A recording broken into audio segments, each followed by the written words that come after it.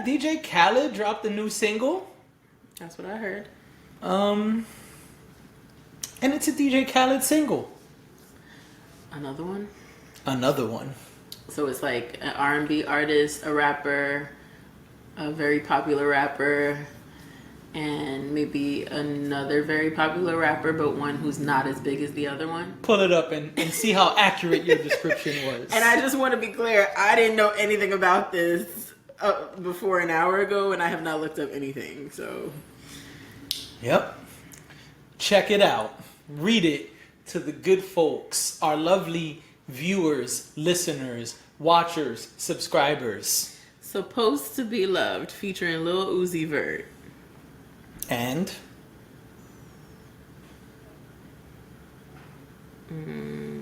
There's more. It's not just Uzi. Oh, DJ Khaled, Lil Baby, and Future. And? Featuring Lil Uzi Vert. That's weird. I don't understand how that works. Gotta talk to Apple. Apple Music and them. And who else is on it? It doesn't say. That's it. Oh, okay. Is there an R&B singer on this song? I mean, aren't they technically all R&B singers, but not at the same time? No. Yo no sé. No. They're not. They're not all R&B singers. None of them are. None of those people I listed are R&B singers, and I rebuke that. DJ, listen, You wanna play it? not really. Oh, okay, then don't even bother. Don't All right, worry. let me hear the beginning. Let me listen to the beginning. I've heard enough. After 28 seconds, I'm done. Okay, wait. The first 5 seconds were great. Wait. For the YouTube community, let me look at their JD cam. For the YouTube community, you know we had to mute it because if not, it would get flagged. So we're gonna mute this couple seconds for y'all. Everybody else will be able to hear it. I'm sorry, but if you haven't heard DJ Khaled's new single, go check it out. And here is a live reaction from Dash. I turned it off at 28 seconds. No, I don't want to know what comes next. Now, the first 5 seconds of the song I was with it. I could hear the sample. I can't recall. What was the sample? I can't recall the song right now, but Pretty Young Thing by Michael Jackson. PYT. Which is one of my favorites. And then it went wrong, like really fast. Real quick. Really, really quick. Maybe we should call this episode Wrong Turn. That's a horror movie. Oh, yes, I guess I've heard of it. I might have even seen it. Word. Yeah, I might have even seen that. Listen, no. That's it. No. I'm okay. Thank you, DJ Khaled. See, this is, and I said this to you before we started recording that, like, okay. DJ Khaled, makes music. So he makes compilation albums. That's great. He should keep doing that. Like I should keep doing my job. I shouldn't stop doing my job because somebody doesn't like me or something that I do, right? Or because you don't go down on your wife.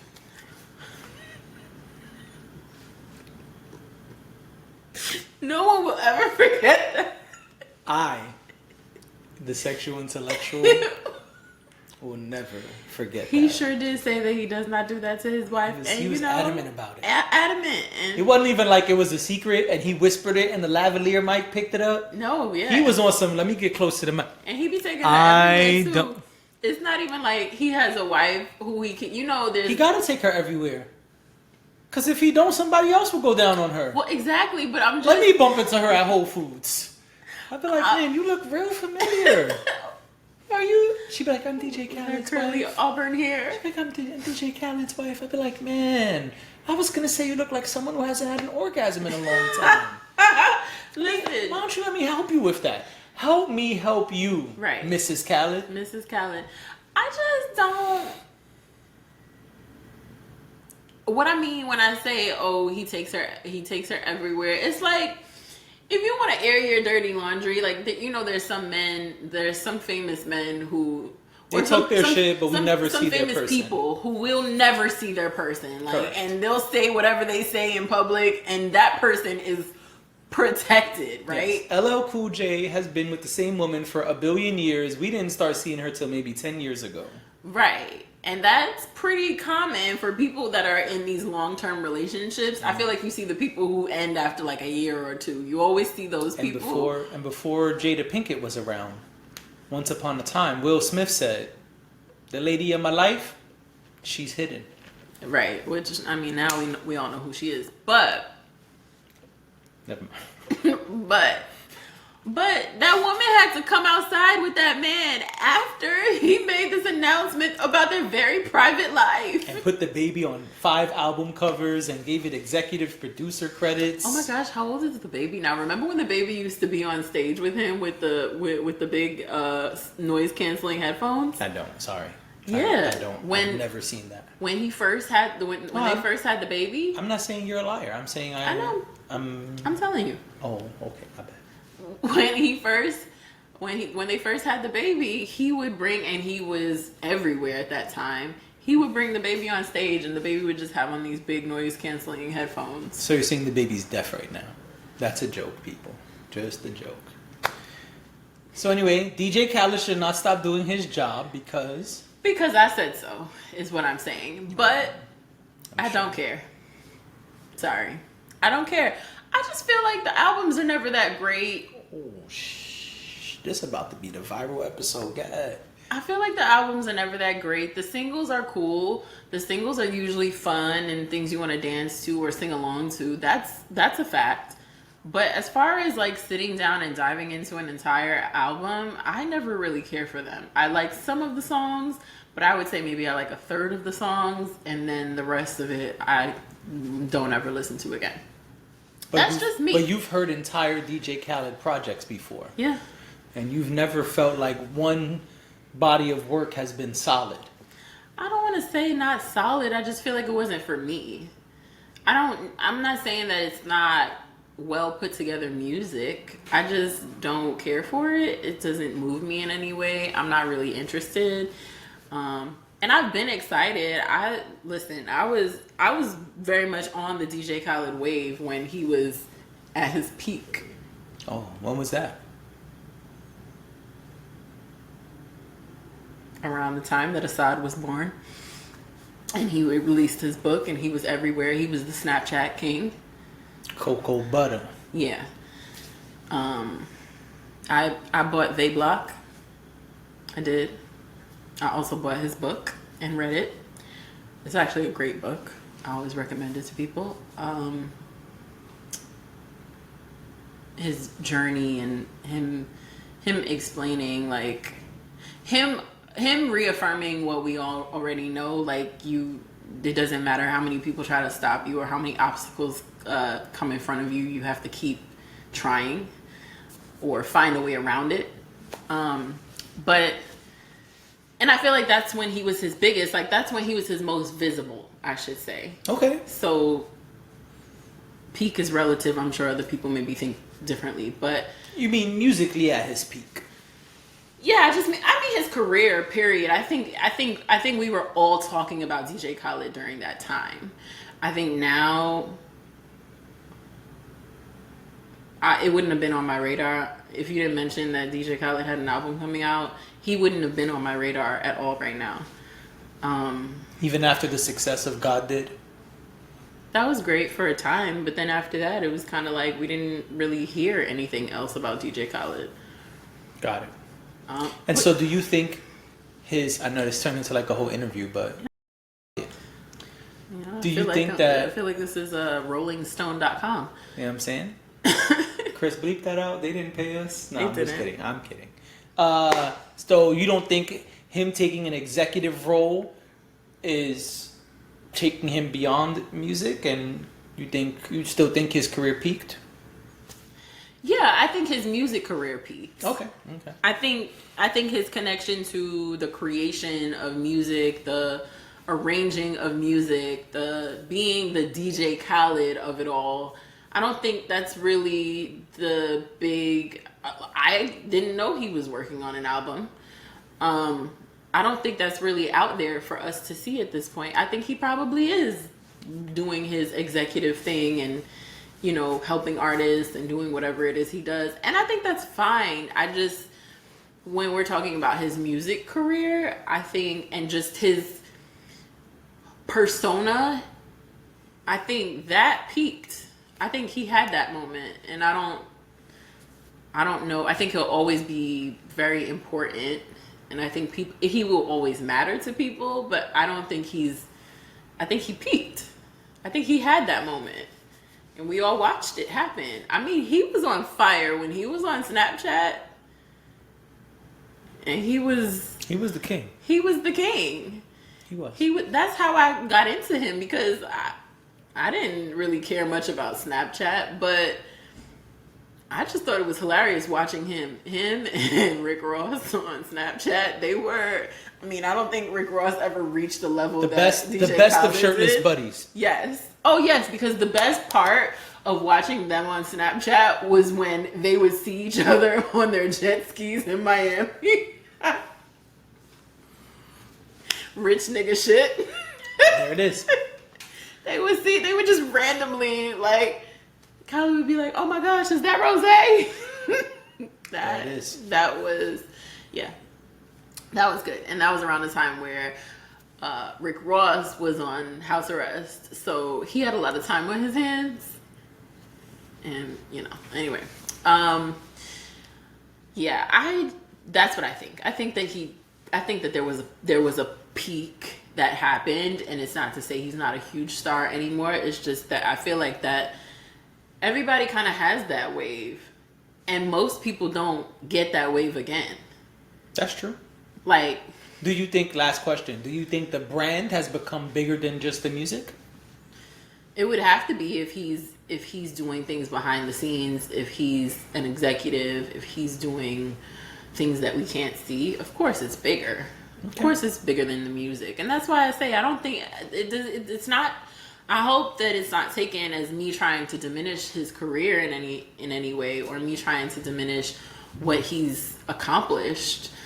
I'm just saying I never really cared for the albums. I think I was more interested in the persona, or in his journey, in his story, and in everything else that he's done socially, and how he's parlayed that into countless advertisements that he's been a part of, countless campaigns that he's been a part of.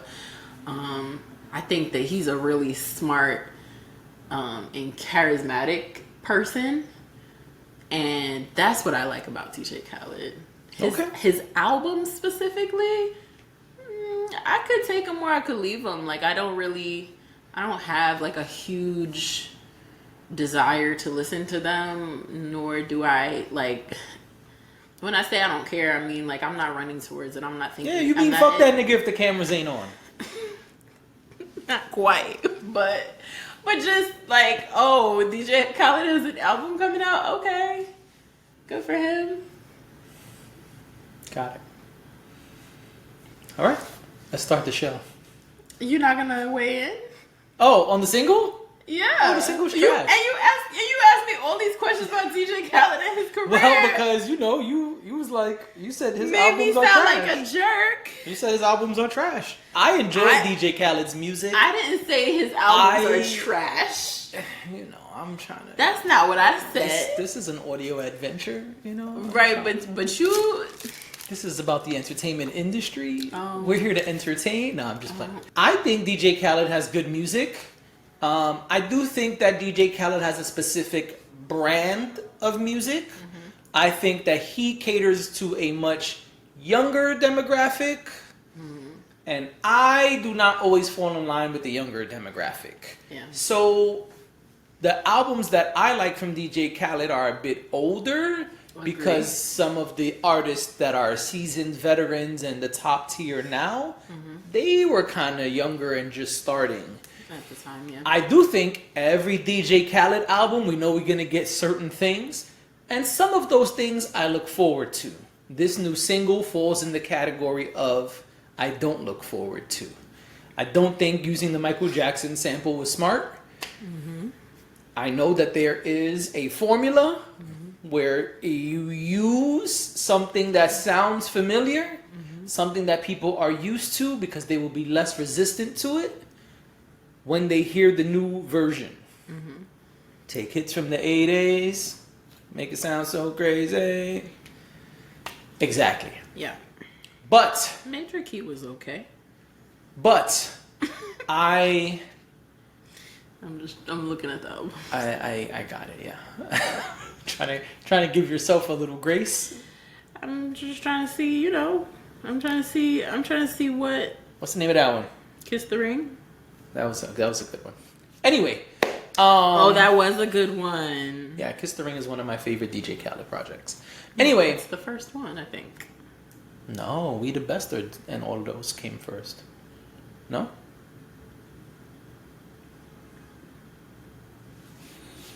Yeah, Kiss the Ring was not the first. Oh, it's the way they had it listed. Okay. I think you were looking at like his most popular projects, and then when you pull out the whole list, it does it in release order, chronological order.